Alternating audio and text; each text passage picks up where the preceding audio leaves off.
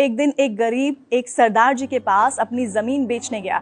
बोला, सरदार जी मेरी 2 एकड़ जमीन आप रख लो। सरदार जी ने पूछा कि इसकी कीमत क्या लगाओगे?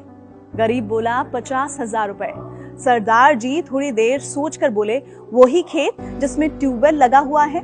गरीब बोलता है, जी हाँ, आप मुझे 50,000 रुपए से कम भी दे दीजिए तो भी मैं जमीन आपको ही दे दूंगा।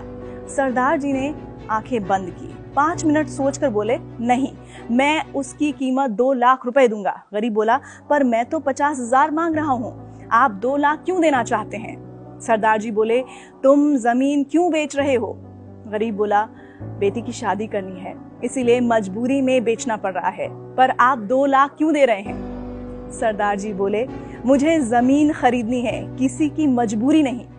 अगर आपकी जमीन की कीमत मुझे मालूम है तो मुझे आपकी मजबूरी का फायदा नहीं उठाना। मेरा भगवान इससे कभी खुश नहीं होगा। ऐसी जमीन या ऐसी कोई भी चीज जो किसी की मजबूरियों को देख के खरीदी जाती है, वो जिंदगी में कभी भी सुख नहीं देती। आने वाली पीढ़ियां मिट जाती हैं। सरदार जी ने कहा कि मेरे मित्र, तुम खुशी खुशी अपनी बेटी की शादी की तैयारियां करो। 50,000 की व्यवस्था हम गांव वाले मिलकर कर देंगे। तेरी जमीन भी तेरी ही रहेगी। गरीब हाथ जोड़कर आंसू भरे हुई आंखों के साथ दुआएं देता हुआ चला गया। इस कहानी से हमें क्या शिक्षा मिलती है? दरअसल इस दुनिया में बहुत से ऐसे लोग हैं जो किसी इंसान की मजबूरी का फायदा उठाते हैं। किसी की मजबूरी का फायदा उठाना गलत ही नहीं बल्कि नैतिकता के विरोध में भी है।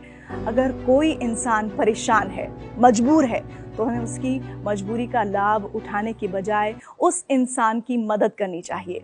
याद रखिए, बुरा वक्त किसी पर भी आ सकता है। अगर आप किसी की मजबूरी का फायदा उठा रहे हैं, हो सकता है कल को कोई आपकी भी मजबूरी का फायदा उठा सकता है। और देखिए, पूरा जो हिसाब किताब है आपके कर्मों का, वो होता तो यहीं पर ही है। आपको हमारी आज की कहानी कैसी लगी, जरूर बताइए।